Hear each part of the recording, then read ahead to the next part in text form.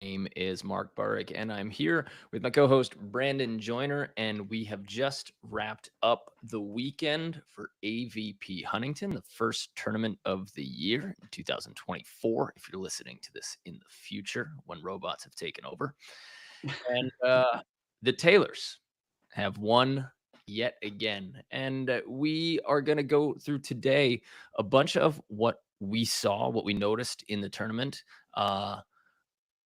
Gonna give the AVP an actual high five for its coverage of all of the courts. Was so happy to see that it was easy for viewers, easy for users.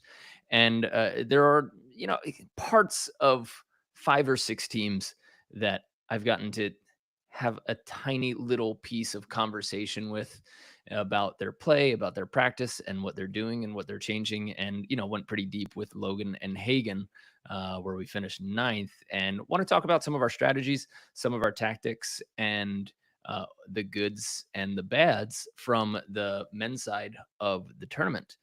So that's what we're going to be talking about today. Chit chatting it up for our members this week. If you're a complete player member or you're in our complete coaching academy, I want you to know that we will be doing actual live film reviews. So we have a couple AVP teams who have volunteered / requested to do some video analysis for our members. That means that I'll take them through. Basically, I just ask a bunch of questions while watching their film and see what their thoughts are and see if we can come together with a good solution to any problems they're experiencing. And that's what we do with our members every day.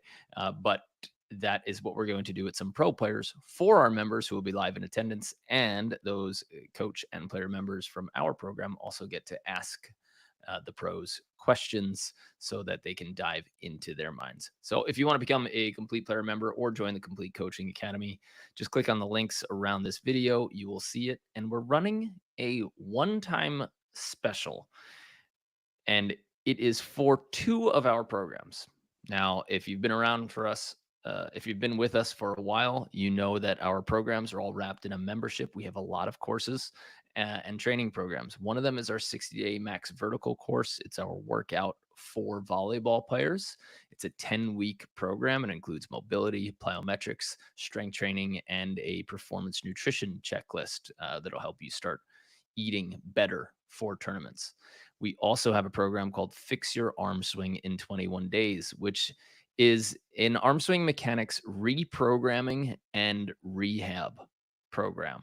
So if you think that your shoulder's stuck, if you have any shoulder pain, if you think that you could or should be hitting harder and you're leaving some juice on the table, that's exactly what that program is designed to do. And you can do it from home, you can do it on the court, but it gives you the gym exercises, the mobility exercises, and we help teach you the right swing mechanics so that you can actually add some pace to your swings. Now, we're during this special, each of those programs is a standalone program, so it doesn't involve our usual membership. We want you to become a member because we actually want to coach you. Me and Brandon and Matt are lifetime coaches. This is what we want to do, dive deep with our players. However, we know that some people just really don't want a membership or another subscription in their life. So this is your chance to get those our 2 most popular programs for just $37 standalone. And if you see what's in there and then you like it and you want to dive deeper with us so that we can help you in some video sessions and during the meetings, you are more than welcome to become a member. But if you just want access to those programs on their own, our 10-week, 60-day max vertical program is in the link below this video on YouTube, and we will get it there on the podcast. And our Fix Your Arm Swing in 21 Days, rehab and reprogramming your arm swing mechanics, that is also available. So just check out those links. And we're going to run that special for about 2 weeks and see if any of you guys are interested in just picking up the programs alone. And then you can follow the videos, use the tracking sheets, check it out on your own. And other than that, we got a bunch of events coming up, but we're going to use a little mid-roll for that. So if you want to come to one of our camps, we'll talk about that midway through this podcast. And I want to get into AVP Huntington. So what do you say, Brandon? Let's rock and roll. Yeah, it's a fun event. I thought it was a fun event. Went about as good as the AVP and all the players wanted it to. It was really well run. So I was ecstatic as as a fan. I was ecstatic because hmm they finally did, not toot my own horn, but toot toot. They finally did the smart thing and put all of their matches on YouTube from every court on the same thing where you don't need to download an app. You don't need to do all this extra stuff. I remember at one point to watch a full tournament, you had to download 3 separate apps at one point or get 3 different yeah, subscriptions. And the whole battle. this is AVP building its brand. Yes, it's building its brand on the back of YouTube, which is always seemingly dangerous. But all you need is one person if AVP gets hacked or anything like that to get that channel back. And YouTube is pretty good about that, especially with its big time channels. So this is the right move to have all of these videos, all of these matches available for anyone to watch anytime and available all weekend. I had, at one point I had 3 different matches going. I had one on hmm my phone, I had one on my TV, right? And I had the other one on my computer. So I thought it was awesome. Yeah, Just I awesome. thought it was great. I spent most of my day Friday horizontal, sore. And it was, yeah, I thought it was great. I think being able to watch all the matches, being able to flip through, I thought the schedule that they came out with was amazing. I thought it allowed people to choose what style of volleyball they wanted to watch. Almost every hour there was either a women's match or 2 really high level men's matches or 2 really high level women's matches. Um, yeah, and I thought it was great. And even in person, I thought the setup of the event was great. Outside courts had people surrounding them from Mhm. Friday morning until Sunday afternoon, and the stadium court, I thought it went well. I think with the selling of tickets, I know that was kind of a conversation going into it. I Thank think the God AVP we're really, selling tickets. yeah, I think I thought it was great. I didn't hear anybody complaining. Um, the one thing I will say is I think that they should be more mindful of single game attendance, Hmm. meaning like let's say Logan and Hagen play at 10 a.m.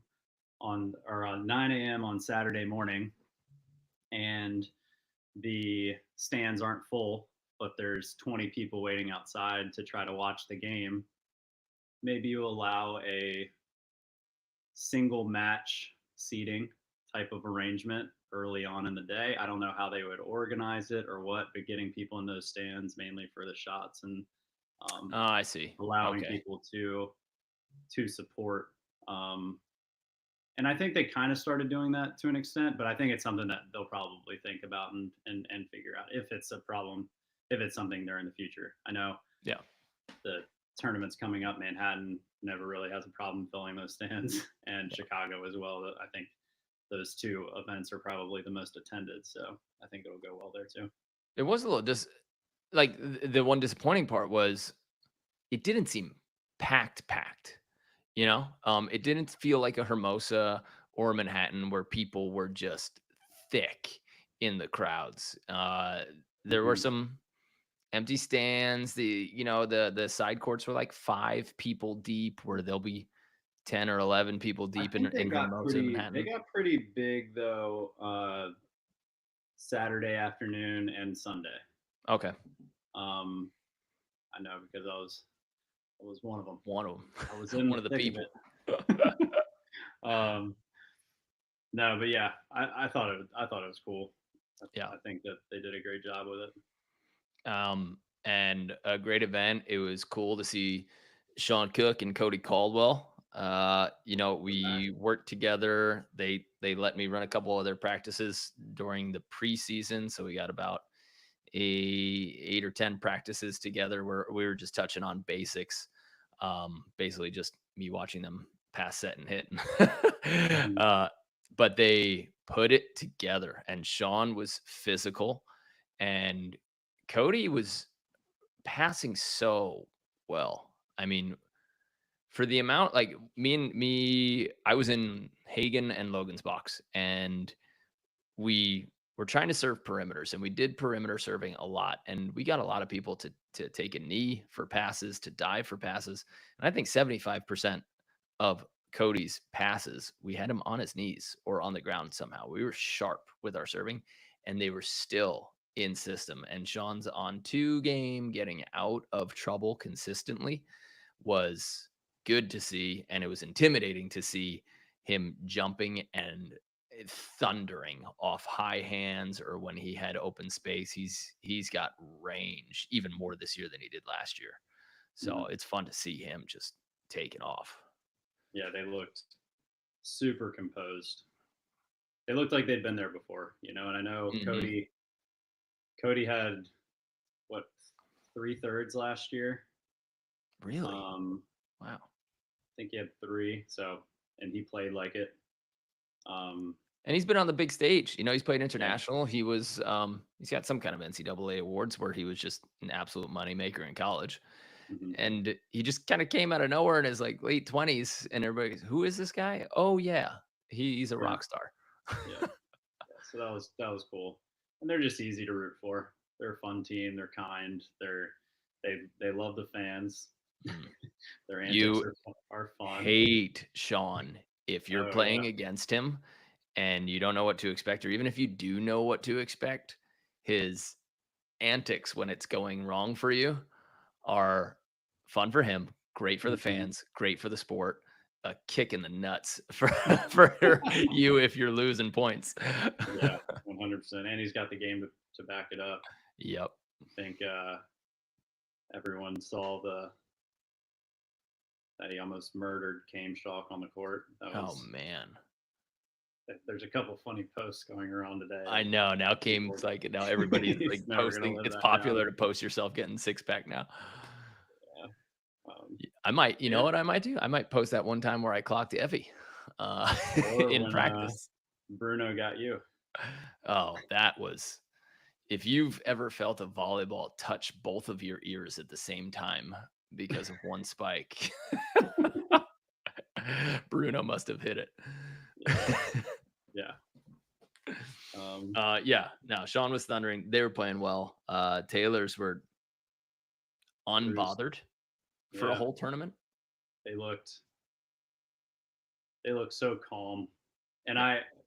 it's kind of funny. My where I live, I have the I'm lucky to get to watch a lot of their practices. Um, and you know, I've always appreciated. I think I've spoken to you a little bit about this. I've always appreciated Taylor's game.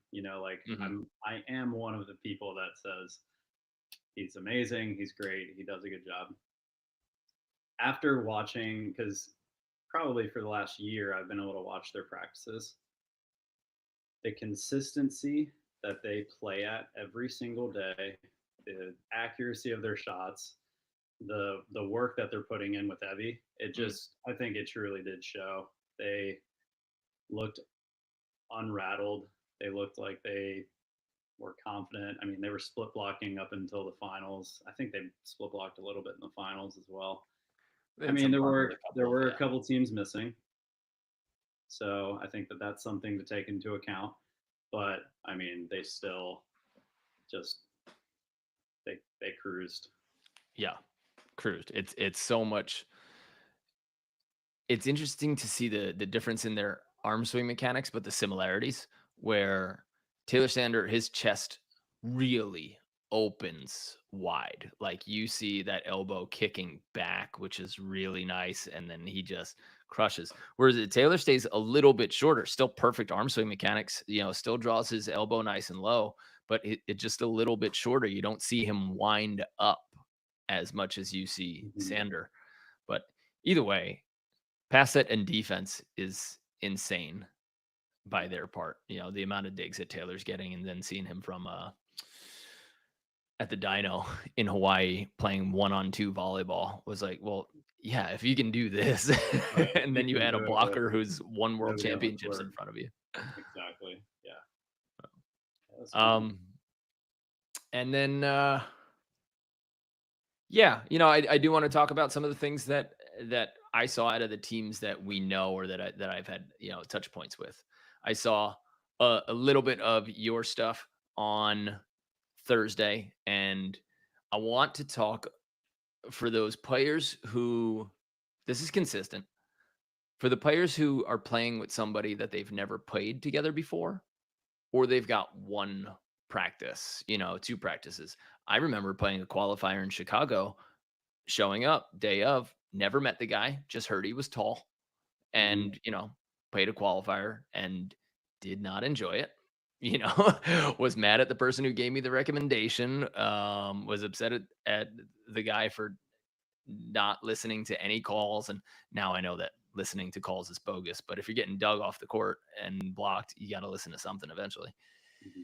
And so Tyler, though. We've lost to Tyler. Yeah.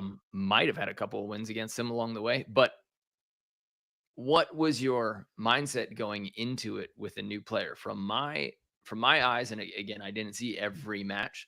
I just thought that in some of the squirrely moments, and this is one of my recommendations that I give to every team that's playing together without a lot of reps together, is just when you're in trouble, when you're digging, or the play gets weird or funky, lift the pass, lift the set, like throw it higher. I'm not saying to the moon, but throw it high to the point where you can get up, breathe, and then get a normal rhythm set instead of where people try to feel each other and they're like, ah, yeah, he's right next to me. So I might as well just give him this ball kind of low. You don't know if you have that connection yet. Hmm. And you've at that point, it's just best to say, hey, this is the rule for our team. We're always going to go back to up and down. And that way we don't have any of those miscues. And it was windy on Thursday for sure. And I just saw a couple of sets missed or a couple of off balance or inside swings where we ran a little bit faster. So on two of them that I'm thinking of, you didn't quite have your chance to get your feet to the ball. And are those two plays going to make a difference from what I saw? Maybe, maybe not, but definitely as far as advice goes, if you guys are playing with people new, simplify. And simplify means running the same height that you always run the same distance that you always run, even when it gets squirrely and you think, oh, here's an opportunity for me to jump set. And your partner's never ever seen you jump set before. But what Yeah. do you think? Um, I think, I think that that statement is very good. I think that it's nice. I think also just trusting your strengths. I Mm, think that that's one of the reasons that Tyler and I did as well as we did. We didn't qualify. We made it to the game to get in. Lost to Alvaro, yeah, you who's played good volleyball along the way and been then just happened to been lose to there a Brazilian before. Olympian. Yeah, and then Caleb, who if he played with the right person, would have is a main draw guy. Mhm. Um, and so, yeah, it's tough because like the coach in me is hears what you're saying and is like, yes, 100%. Like that is 100% the best way to do it. Um, being there and the athletes that we were, and I think one of the things that we did really well was I think our ball control was pretty solid when it was there. We did have a couple of runs where we got aced. That was mainly good serving Mm. or wind conditions. Um, I think we also had a decent amount of plays where we made something happen out of nowhere. Where Yeah, I did. if we can have more of those, then we might have been playing on Friday and Saturday. Um, yeah, I think especially against Alvaro and Caleb in the last game, um,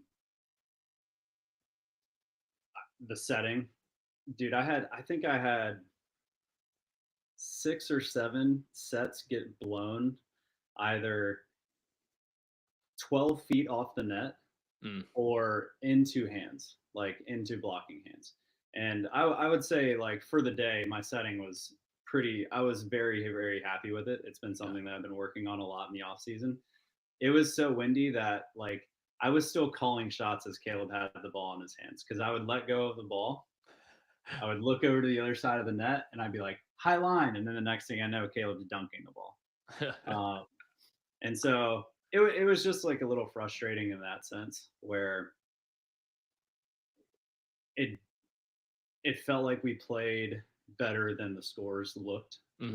Um, but yeah, I mean, I think it really is tough going into, and especially for those people, wherever you are, if you're traveling somewhere and playing with somebody who is new. I think it's just really important to establish what what are like one or two things that you can do well and are going to lean on.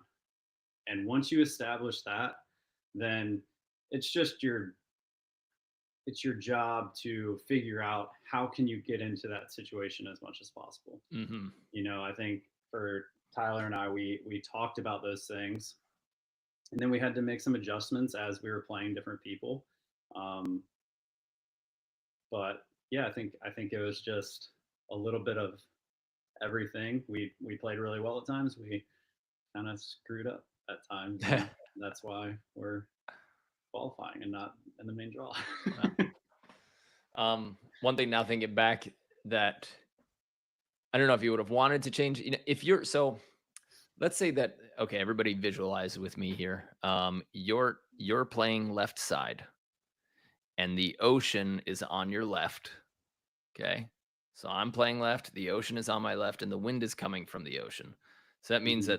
that sets are being blown to inside my right hand. My setter has to set into the wind. There's a couple of things here. Like this is a more okay position because you're a left side with a right-handed, so that means that you can jump into the court in order to chase a ball and hit it versus if you're a right side and the wind's blowing from your right to your left arm, so your setter is now pushing into the wind again. Now the ball gets blown heavily to your left side and that hurts. So you usually most teams would want to set back. So you set with the wind so you can hit back into the wind. Your cut shots get meaner. Your hard cross you can detonate.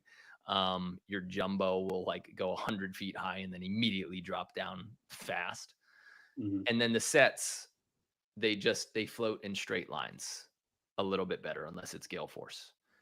Now if you're a right-handed left side, so your setter's pushing into the wind, it's usually not you don't have to go back, right? You don't have to run that back set because you could always just broad jump into it.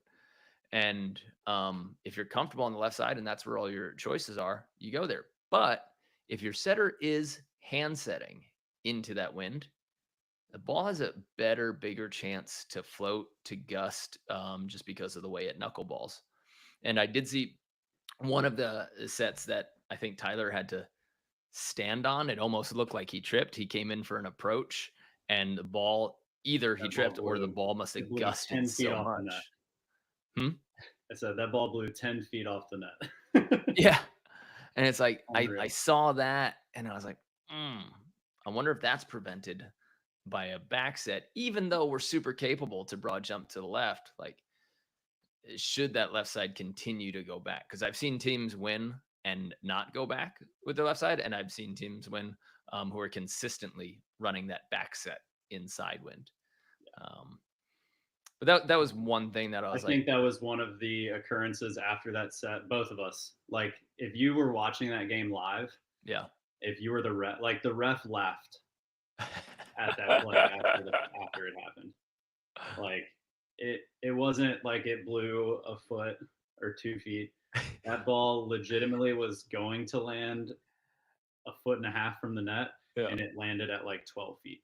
It hit like a water spout. And Yeah, it was unreal. But I do agree, and I think um, we did a good job when I was on the opposite side. So I was a right-handed player on next to yeah, the you were ocean. going back. Yeah. I was going back pretty consistently, and the reason that I started doing that was because we lost our first set of the day, like 28-26, Mm. and we were up pretty much the whole set, and I lost the match or the set because I was stubbornly staying on the right side. Mm. We had like a couple point lead going into the 18-17 or 18 whatever switch. Might have been 19-16. Mhm. Um, Stubbornly stayed on the right side, lost like 4 points in a row really quickly. Mm. And then for the rest of the day, I went back every single time, unless it was like a pass that 100% needed me to be there. Yeah. But yeah, it was a quick one. I think Tyler did a pretty good job of going back on that side when he could. He was also running like kind of tempoed sets to the Right. pin if we Which were makes it, going. like, more okay to stay on that side. Right, because I was able to push it through the wind and I wasn't worried about it blowing. Um, but yeah, I think it's a really good tool to use, and I think if just setting a rule for yourself, like for me, I usually have a pretty strong rule that like if I get stopped twice, I have to go back. And so establishing that rule early enough and saying, okay, I'm not going to lose, I'm not going to allow myself to lose 3 points the same way because of elements, Yeah. So. It's I think it's also a good opportunity for everybody who has never experimented with a bump spin set. If you've never intentionally put spin sideways, left ways, right ways, front ways, backwards and stuff, uh, but if you can learn how to kind of cut a set so that it spins and sits at least a little bit straighter, and this is just talking in general, but I grew up in Long Beach, New York for volleyball, and so we always had this crazy headwind, and it just seemed natural for me to learn how to bump set with spin so that I could push balls to the net better, especially when people started saying words like roll me up. In the beginning, you don't know what that means. But then you sort of get it. Okay, it's going to cut the wind. Now I Mhm. understand. And so I got pretty good at bump setting sideways and again, left ways and right ways with spin. But if you don't have that in your arsenal, I really recommend you just going outside, putzing around with the ball and learning how to put any spin you want with your forearms in case you ever have to run into that, in case you have to set into heavy wind with a small distance or into even light wind with a long distance. That way you're not creating that knuckleball and now your hitter feels like they're trying to swat a fly. Mhm. That becomes tough. So if you could get that ball to travel in a straighter line with some bump spins, guys, just go out there, mess around with it and see if you could play one set of volleyball where you make every bump set spin. And that'll be worth it for you. And then you'll learn how to use that in the wind. And if you're in an indoor facility and you're ever going to play an outdoor tournament, this is something that you have to learn without learning the hard way.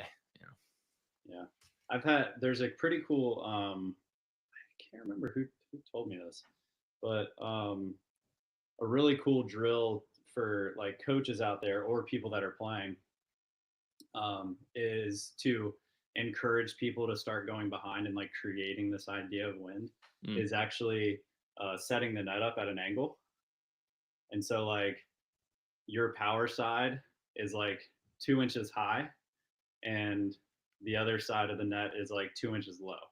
Ah. And so it's like a way to encourage your players to realize that like one side of the court is better to play on. Mm. And even if you don't have the wind, whether it's you're at a place that doesn't get windy or if it's an indoor facility, it still makes players think of like, oh, I'm going to go hit it on this like shorter side of the net. So I think that's like I heard that idea. I cannot remember who told me that last year, but or maybe I came up with it when I was talking to one of my coaches. But I thought it went really well when the coach implemented it, Yeah. and it created that storyline of saying, okay, this is why we went back, and obviously, whenever the tournament starts and it's windy, then that's you've already seen it, you've already realized what it feels like. Yeah. And JM had one at camp where he said, okay, so Maybe it if you was guys all JM. I think it visualize was. I think it was JM. oh, he always comes up with good drills. Yeah. If you visualize the net as having 5 zones, 1, 2, 3, 4, 5, and that's how you call for your sets. If you want the far left, you're calling 1. If you want the far right, you're calling 5. That's what USA Volleyball is using for their stat keeping. It's what they're using for their systems right now. So you might want to get familiar with it anyway. But he made a rule where he said you always have to have at least a one zone space from where the setter is setting to the set you call. So if you pass straight in front of you, so if you're left side, you pass straight in front of you and your partner is setting from one, you have to call a 3, a 4, or a 5 because you've got at least one zone of space.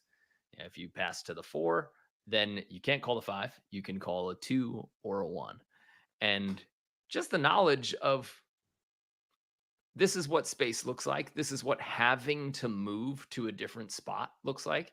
And then you can feel out your own way after that. But I really like that drill too. Hmm. And figuring that out or saying that you have to hit every ball from a certain zone. Coaches, you can set up an antenna and say, hey, if you're a left side, you always have to hit from the right side of the antenna that we put in the middle of the court. And it'd be fun to just try to hit that antenna and mess with the other team as a bonus drill.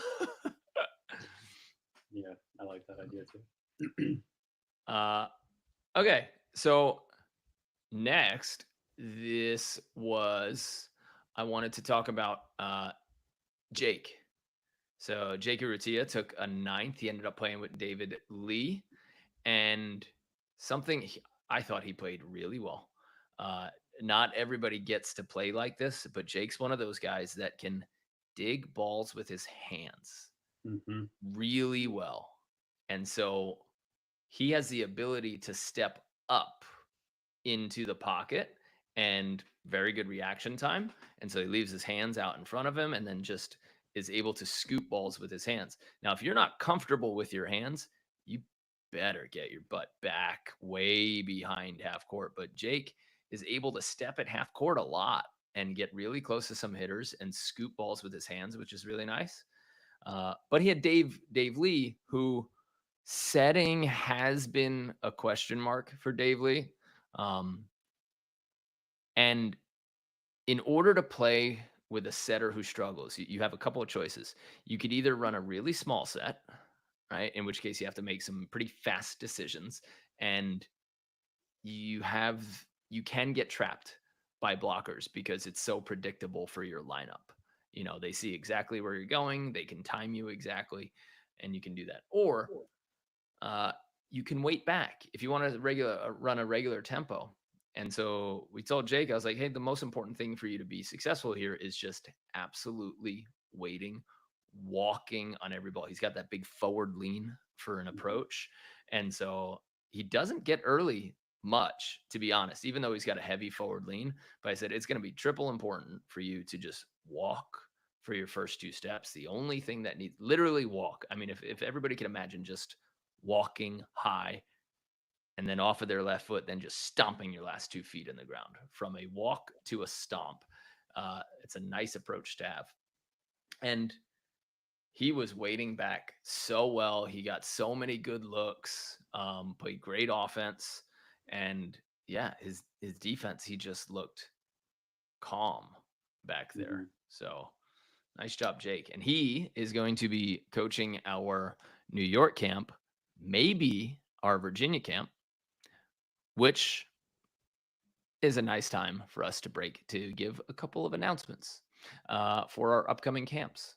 May 31st, Long Island, New York. We're going to be in Long Beach for 3-day camp. That's all levels. June 2nd, we'll be in Hermosa Beach for beach volleyball fundamentals. If you just want to run through the basics and get a ton of reps in 6 hours, come out there June 2nd to Hermosa Beach. If you're new to the sport, it's also a really good opportunity for you.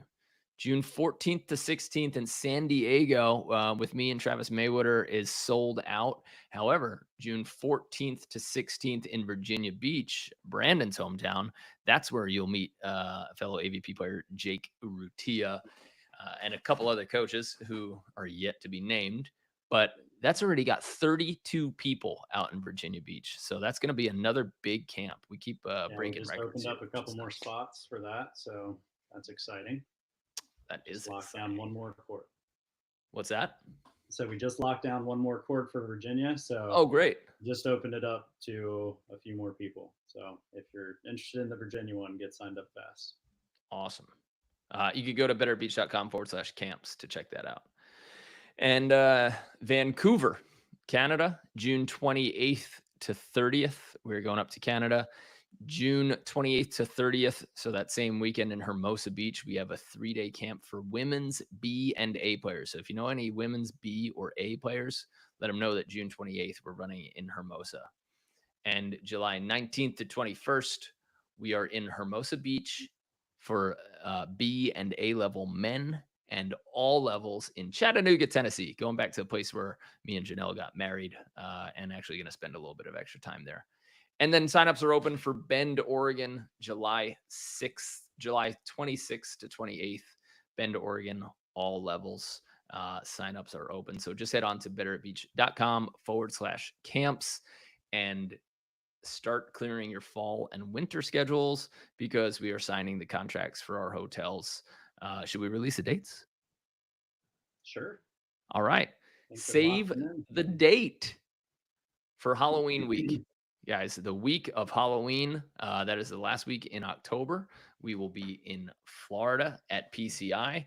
But if you are an alumni and want to join us in Punta Cana, the Dominican Republic, for an all-inclusive resort retreat with us. We only have 4 courts. It's going to be a hyper-limited camp, and that is only open to our alumni, people who have attended a camp. So if you haven't attended a camp yet and you want to come to an all-inclusive resort, you better come to a camp fast.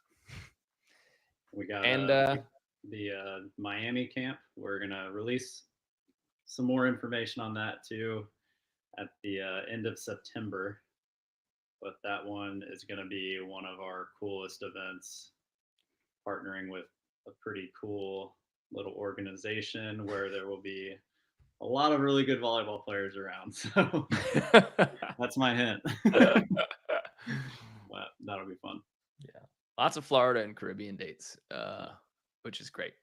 So, all right. Next on our Huntington hit list here for what AVP teams did right and wrong, I watched a little bit of DJ Klasnick. And guys, if you are not a member yet, DJ and Brian, we're going to be doing a film session with them this week. So on Wednesday, with our complete player meeting, we're going to be going through actual AVP film, and our members are going to be able to basically sit inside the Zoom meeting and watch us talk about high level strategy, high level technique, and figure out the rights and wrongs of what DJ and Brian did together on the court at AVP Huntington and see what corrections we can make. You'll also have access or the ability to ask any questions at any time during that meeting. So if you're not a member yet, only costs $1 to sign up for the first 14 days. So you can get a few meetings coming up and access to all of our courses. So just click the links around this video to get in that. But DJ and Brian, who, DJ has the ability to be insanely powerful. When he hits some balls, you're like, oh gosh. But he also has super nice cut shots, a pretty decent high line. Brian's a good blocker. I think he gets in people's way a lot. But what I saw when they were down in a match was they're 2 powerful guys, and they were going really easy on serves and trying to shoot a lot, and they were getting touched and they were getting dug, and I really wanted them to go to what I think is a physical strength for them and start detonating. The problem when you ask people to start detonating or people say like, "Oh, I got to be aggressive now," is they start charging like a bull on their approach and they get like flexy and tight. And so how do you get somebody, this is coming from Logan's help. He said, "I can't think hit hard. I have to think hit fast and loose. And if I do that, then I will hit hard. But if I think the word even hit hard, then I'll be early and I'll be tense." But DJ and Brian, I thought could have brought more power. I thought that would have been a big change in their results. And I want to see that team again because I think that can be I don't know, fifth semifinal type team. Hmm. And we want to check some of that out on film and see if we're right. See if their hitting percentage was higher when they were shooting or when they were hitting. Yeah. Yeah. Watching, I mean, I think that they had an interesting draw. I think I think their first game was against Troy and Tim. Yeah. And then their next one was against Berkey and Wilcox, Mm, yep. who I think Berkey and Wilcox are a very similar matchup to DJ and Brian. um, One of the things that I'd be interested to see, especially if you watch the Berkey Wilcox match, would be how they shrunk the court. I think DJ was running a lot of middle sets, which makes it tough for him to bring that power. Mm-hmm. And if the location of it was hard to see if the sets were tight or what, but like I personally, if a team runs a middle set on me, I really like that because I think that that's when errors can happen, especially if it's an aggressive player. Yeah. Because they're either going to hit the ball away from me, maybe they missed wide, or they're going to try to hit the ball back into me. Which, if you get the right call at the right time, then you're kind of helping the blocker get a good touch on you. Yeah. Yeah, I think it was a tough matchup because, and I think that's what Berkey. I've been playing with Berkey a lot recently. He's been my practice buddy here in California, and the one thing that kid is really good at, I mean, he's a monster. He was I think the 41 seed that qualified. But when you talk about going out and being aggressive, I don't even know if Berkey knows that his partner is calling shots for him. He tries to hit high. He hits the ball really hard. He gets some really cool bounces. And yeah, I think that Brian and DJ can almost like learn a little bit from Berkey, watching that film as well. But yeah, that'll be an interesting little film breakdown. Yeah. So speaking of hitting hard, did you see the things that James Shaw did this weekend? Yeah, I've been seeing the things that James Shaw's been doing since he was in college. God, he's coming up quick. I mean, he's been there for a while. I think I was talking to John King a little bit, and he was like, "Man, Jordan and James kind of came out of nowhere," and I was like, kind of talking about him because, and I think I mentioned this to you as well. As far as people that are playing in the AVP tournament, he might have the most high level volleyball experience out of anybody. I mean, maybe not the Taylors and Try and Came, but anybody who hasn't been playing at the pro level and winning championships already, or winning championships already. He was a 4-year starter at Stanford. He was a setter, but he was like their most athletic player, just touching the ball above the top of the antenna. He had some dumps, some setter dumps in indoor that like bounce higher than his players' hits. And then he was on the USA roster, like the VNL roster, and had some opportunities to play as well. And so it's really cool to see him show up on the sand. I think this is kind of somewhat like his third season. I think he got hurt there for a little bit. Yeah. Played a little bit when you were still playing. And then his partner Jordan is just getting better every year. So they're definitely a team to watch. It was seeing him hit hard line over Alisson and it be 4 or 5 feet from the back line, bouncing. And Phil. I mean, yeah. God. Yeah, he was not shying away from anybody. No, and he can do it on like a tempo set too. Yeah. He doesn't even need to like really truly gather and make sure that his feet are completely there, or he's just like able to get his feet to a tempo set and crush. So that kid's scary. don't be surprised, anyone, if he's in a final before the year's out. Like, I know there's only 2 to go. But if he decides to play, Virginia, Denver, anything like that, he should probably be a favorite based on the teams that I think or know are going and not going. Mhm. If he decides to go, he'll be a favorite to be in the semis at minimum. Should be interesting. Yep. Yeah, him and Jordan, I think, won a futures event already this year. They made it into a challenger and I think got a ninth or something. Mm, But yeah, they're putting in the work and showing it too. yeah.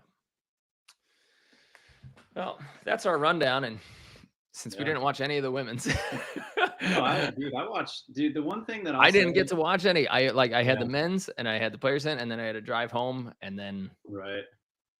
yeah. So the one thing that I'll say, which I think is really cool for the sport, is from the 1 seed all the way down to the last seeds, and on both the men and the women, it is incredibly tough. Yeah. Like, I would even a couple years ago when we would sign up for a qualifier, you'd kind of go into it knowing they're like even our text thread that we have with like all of our buddies, we would have the conversation of being able to say, "Oh, you got a good route." You Right. know, there's no more good routes. Mm-mm. Like, when I looked at the qualifier list, I not only was I like, "Oh man, my bracket's tough." I looked at the rest of the brackets and I was like, "I don't want to be in any of these brackets." Like, these guys everyone is so good. Um, so it's really cool to see, and I think I'm at that point in my career where I had a really cool moment um, in the qualifier where I don't really I didn't feel pressured. Mhm. Um, and it just felt like a game. It felt like I was playing points. And like my first match was against a kid, Nick Amato and Thomas Hurst, who I think Thomas came to some volley camp Hermosa and Better at Beach stuff, For like 5 right? years in a row. Yeah, and it's like I get to watch these guys and they make good plays, and I'm able to be on the court and congratulate them. Mhm. I think that's like it's a really cool point in the sport. Um, the next round, I got to play against Cole, who like I've seen play a decent amount. He really respects us, what we're doing with Better at Beach, and he'll ask me questions and kind of we'll kind of be able to talk in the middle of the match. Where like I remember one play where I pulled and he ended up hitting into the net, and he was like, "Oh, good pull, like you got me." Like he would pick up a shot, and then like Caleb and Alvaro were able to have like these miniature conversations in the middle of games where it's really cool to see where the sport's going. And I think we've seen that on the women's side for the last couple years. Mm. It's unreal. Like when you see that Kelly and Sarah are getting a third in an AVP event when they're one of like they were world champs, and then there's just a lot of really cool stories, Yeah. the Betsy and Julia Skulls. Julia, Yeah. Julia coming back from a surgery, like a knee surgery, which is pretty tough, and doing what she did. The Alex and April comeback, um, amazing to see those two moms out there kicking some butt. Yeah. I thought Um, it was better story-wise and storylines and everything, like, competition based and what the future holds. To watch the women's side would have been better for everyone. I mean, yes, just because of all the things that are going on and the fact that you had, I think, Rich Lamborn at one point, he said, "Yeah, we have 3 of the 5 top teams in the world in this tournament." And you're going, "What?" yeah, unreal. And Yeah. then like you're seeing like I think Savvy got a third last year in Mm. Hermosa with Megan Rice, and she's in the qualifier, qualifies, and then does well. Um, yeah, Smooth it's run through the it's qualifier. She handled her bracket for yeah, sure. I saw that and I was like, "Okay, she was comfy." right. Yeah. But yeah, I think it's set up for a really cool season. I think people, the Virginia Beach and Denver tournaments, I hope people go out and show up and support. And because I think some of these top teams are going to end up going, Mm, um, just because of the limit of the amount of tournaments that are on the schedule. Um, but even if they don't, these tournaments are loaded with fun volleyball players. Got to see the Basie brothers get main draw and show up and do their thing. they're good too. Um, it's cool. I think it was a really fun tournament all around. It was really cool to see Tim and Troy uh, get a third. That's another one from our text. Like, how Yeah, long is Tim gonna keep doing this? right. Who the hell It's does he like, play against? People have been asking the same thing for like 15 years. Who yeah, does he play against? this How guy's does he get reps? he's doing burpees in his basement with his wife Yeah. and showing up and getting a third and kicking everybody's butt. It was cool to see Troy back out there, like legitimately having fun, Yep. and also balling out. It, I think as far as like top to bottom goes, as far as like what you're looking for in the first AVP event of the year, other than the Olympic teams not being there, but that's its own story, which is amazing as Yeah. well. Uh, I thought it checked all the boxes, so Yeah. that was really cool. Yeah. Good event. Yeah. Good event. Looking forward for more. Looking forward to more. Uh hey guys, if you're watching here and you haven't given us a like yet or a subscribe, it keeps us going. It's our little fuel. So make sure you send us a like and a subscribe. And again, just want to put on repeat. We have right now our two most popular programs, our 10-week workout for volleyball program, our 10-week max vertical program, where you're going to get nutrition, performance nutrition checklists. You're going to get advice on eating. You're going to get a full mobility program, strength and conditioning, and plyometrics all in one program with workout with me videos so that there's no question mark. All you do is you follow the person on screen and do exactly what they're doing when they're doing it so that you can have that. And you get the tracking sheets so that if you don't want to follow the video, you can just follow those tracking sheets. And that's right now. We have a special on it. It's for 37 bucks only. And you can get that program on its own alone without signing up for the whole membership. And then our other program, Fix Your Arm Swing in 21 Days. It's a rehab and reprogramming for your arm swing mechanics. It is our second most popular program, and it's massively important. Just one of the emails that I wrote to our list this morning was, by the way, if you're not on our email list and you just want to receive hundreds of like volleyball tips throughout the year, the link's below, the links around this. But doing one test that everyone can do at home is, can you get your biceps when your arms are straight? Can you get your biceps behind your ears? Can you lift your arms and make sure that your biceps appear behind your ears? Yes, you can. You're set. Uh, um, Nope. if you can't, your serving, your hitting, and your setting suffer. Absolutely. If you can't do that, you're probably the person that hates back setting with their hands because physically it's tough. You have to create a huge back arch now to be able to get that ball backwards. So you're limiting your setting, not only your hitting and serving. Okay. Uh, One exercise that you can do is just to open that up is take 2.5 feet from a wall, put your hands above your head on the wall and try to push your chest down towards the floor and the wall so that you can try to get your biceps back. Now, your next test is, if you're a lady, you can use 25-pound plate. If you're a guy, you can use a 45-pound plate. But can you pick that plate up above your head, hold it straight, and then walk for a full minute? If you can't, you're either too immobile or too weak.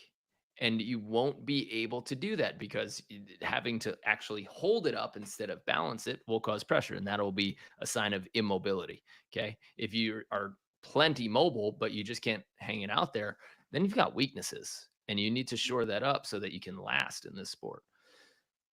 All that to say, the Fix Your Arm Swing in 21 Days program will help you do all of that, will help you increase your mobility, your overhead mobility, flexibility in your pectorals so that you can actually unload on a ball like some of the guys we're talking to today. And it'll help you fix those pains because you will probably be experiencing pain if you're not in that mobile enough position and you're trying to still hit volleyballs over and over again. So these two programs are now available, each for 37 as standalone programs, and the links are only in this video. So around this video, or if you were on our email list today, you got those. And we're just putting them on special for 2 weeks just so that everybody can get great programs for the summer. So check it out. And if you're a member, or if you're not, sign up, because we're going to walk DJ and Brian Miller through their AVP matches this week on Wednesday at 11 a.m. at our complete player meetings. And we'll see what they did right, what they did wrong, and what they think about their game in the tournament. So a little insider access for anyone who's pushing their game to the next level with us. Well, that's it, man. It's almost time to work out. It is. Yeah. All right. For Brandon, for me, see you guys on the sand. Have a good one.